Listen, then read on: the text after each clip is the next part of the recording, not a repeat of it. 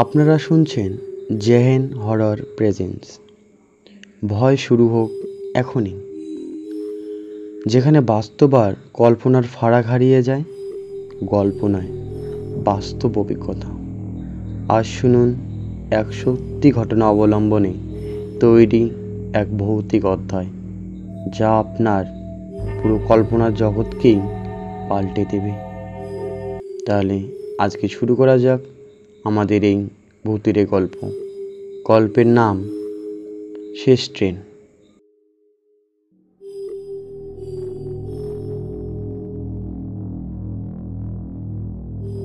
রাতের শেষ ট্রেন কখনো কখনো শুধু যাত্রী নিয়েই চলে না, সঙ্গে নিয়ে যায় কিছু হারিয়ে যাওয়া গল্প, কিছু অপূর্ণ আত্মা। আজকে আমাদের এই সানডে সাসপেন্স একটি সত্য ঘটনার ছায়া অবলম্বনে তৈরি, যার নাম দেওয়া হয়েছে শেষ ট্রেন। এক রেলগার্ডের ভয়াবহ অভিজ্ঞতা, যে ট্রেনটা গন্তব্যস্থলে পৌঁছায়নি, আর যে মানুষটা আর কোনোদিনও ফেরেনি। রাত তখন 8টা বেজে গেছে। হাওড়া স্টেশন ধীরে ধীরে ফাঁকা হয়ে যাচ্ছে। প্ল্যাটফর্ম 9-এ দাঁড়িয়ে আছে শেষ ট্রেন। আধারে অন্ধকারে ঢাকা এক লোকাল কামরা। গন্তব্য তার বর্ধমান। স্টেশনের লাউডস্পিকারে ঘোষণা চলছে, সতর্কীকরণ, শেষ ট্রেন বর্ধমানের উদ্দেশ্যে রওনা দেবে 8:20 বেজে। কিন্তু সেদিন এই শেষ ট্রেনে যা ঘটেছিল তা শুধু এক রেলগার্ড জানেন। আর আজ আমি সেই গল্পটাই বলছি আপনাদের। শুনুন তাহলে।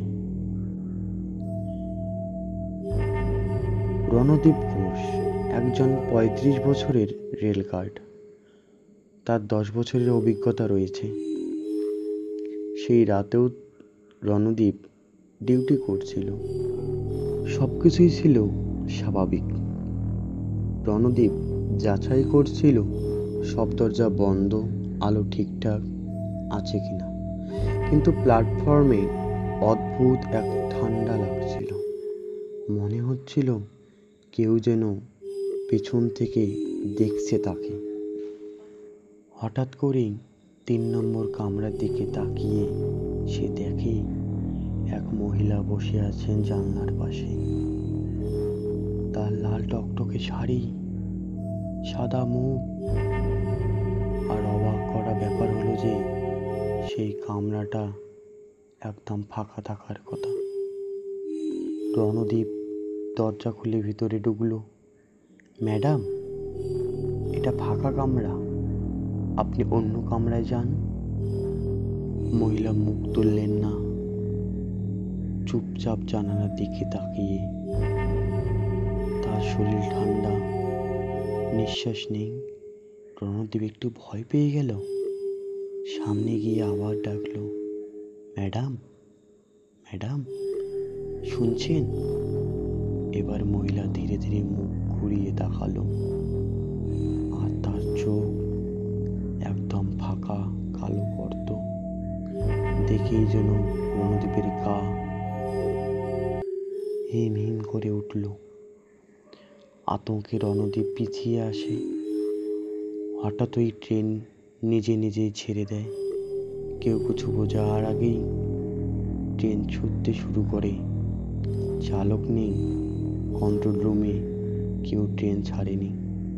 রণদীপ একমাত্র যাত্রী হিসেবে সেই ট্রেনে আটকা পড়ে। কামরাগুলো একের পর এক অন্ধকারে ডুবে যেতে থাকে। রণদীপ মোবাইল বার করে লাইট জ্বালে। তার মোবাইলে তখন একটা পুরনো গান চলতে থাকে,